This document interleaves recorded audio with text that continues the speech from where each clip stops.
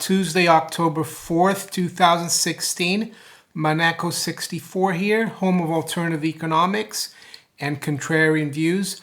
So there's a lot of activity today in the currency markets, especially gold. And I call gold a currency because it is a currency.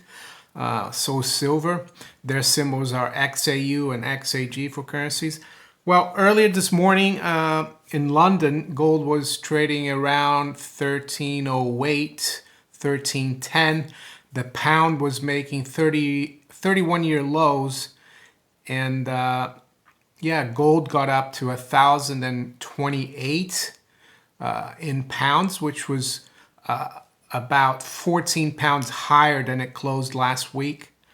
And then just around 1:20 p.m. London time, COMEX opened, which is 8:20 a.m. New York, and gold proceeded to just drop massively. And right now, as I speak, it's 6 p.m. London time or 1 p.m. New York time. We got another, well, 10 past 6 and 10 past 1 New York time. We got another 20 minutes to the official close of COMEX, or CRIMEX if you want to call it that. And gold is at 1270, the spot price. So we're down like $38-40 from just over 5 hours ago.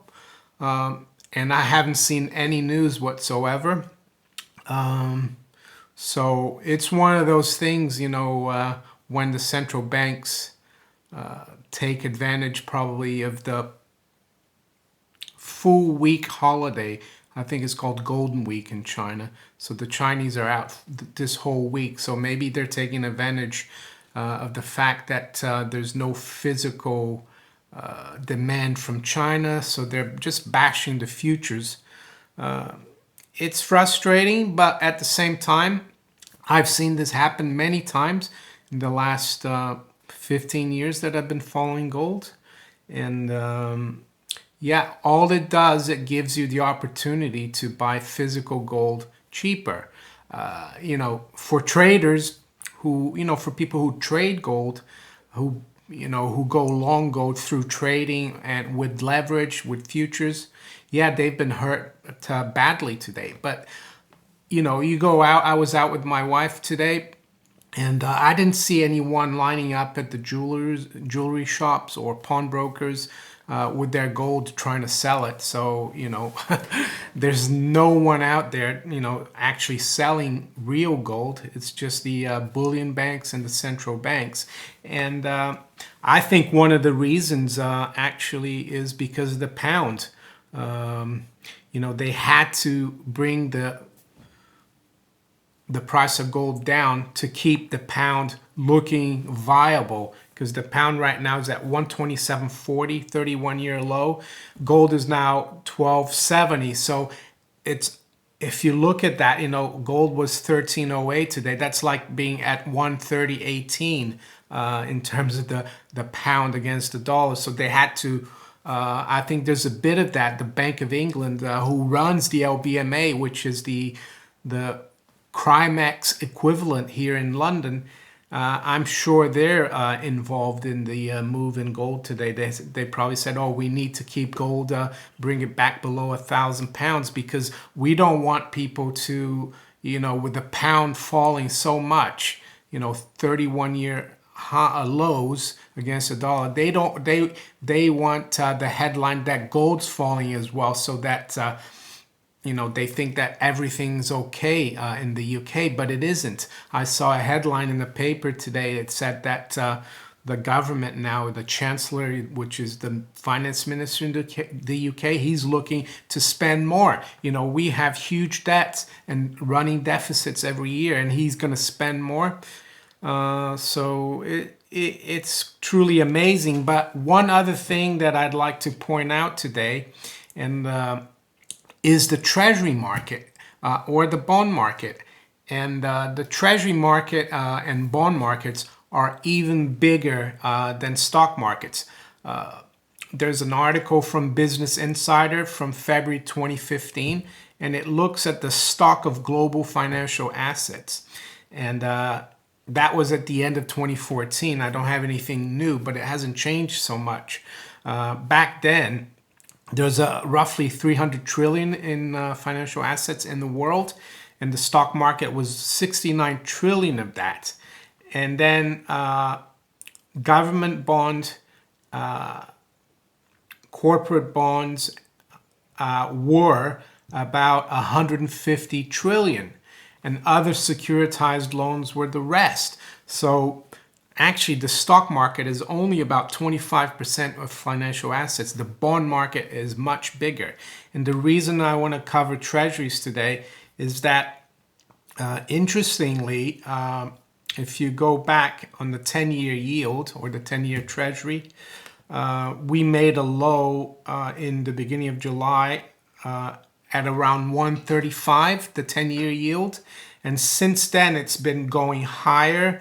Middle of September, we went up all the way to 175, 1.75%. So the price drops, from the beginning of July to the middle of September. And since then, since the Fed did not raise rates in September, bond yields dropped. And we've had also news from the Fed. I think Atlanta Fed, they revised their GDP growth down to like a 2% handle. GDP in the US is expected, it was growing at 1% in the first half of this year. The Fed officials still think it's going to grow between 2 and 3% in the last 6 months. IMF downgraded US GDP growth today. But interestingly, let's see, we went up to 175 beginning of September. Then we dropped to almost 150 towards the end of September. But now we're creeping back up. And the 10-year yield today is up 6 basis points, which is quite a big move. Having worked in the treasury in the bond markets, I know that it's a big move. So we started moving up this morning, just around the time when gold started getting hit. Treasury yields are up now, and we're at 168. So we've gone from almost 150 the end of September to 168 now, and we're very close to that high in the middle of September of 175. That's the 10-year yield. The 30-year yield is at 240 now, and that's up about 7 basis points today. And in July, the 30-year yield dropped to a low of 210. So we're up 30 basis points since then.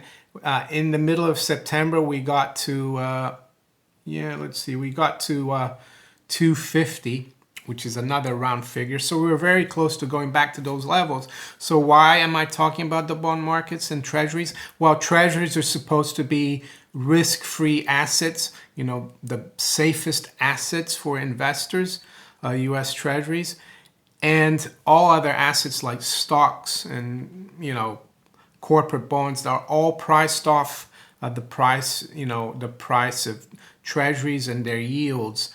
So if the stock market if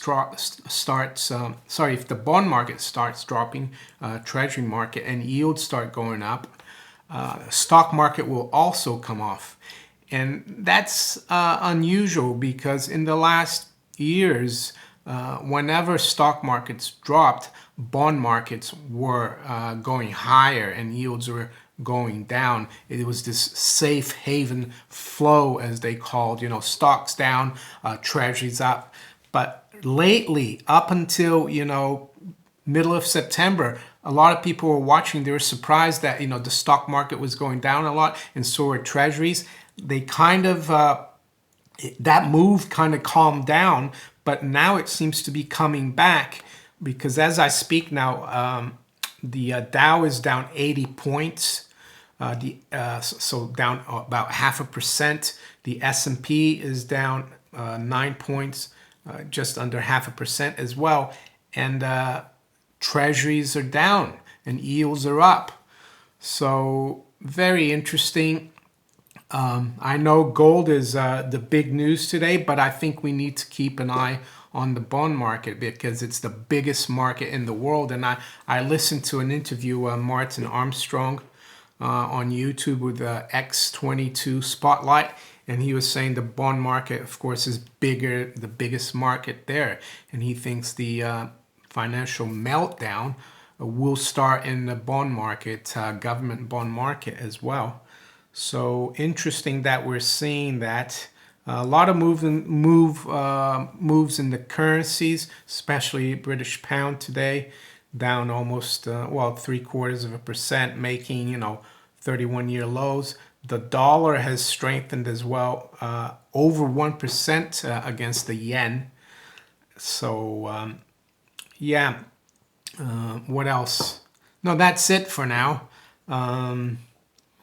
Keep an eye on treasuries and yields. I will update you on that if things get more interesting. And gold, I guess, it's an opportunity for the stackers. And silver as well. Silver is like really getting hammered now. It's at 1780. So that's down $1 full or 5.3%. I haven't seen people either queuing up or lining up to sell their silver today. This is all a manufactured price move. So if you enjoy my videos, please like, share, and subscribe. And if you'd like to donate to my channel, I've got some links below in the description. Take care. Bye.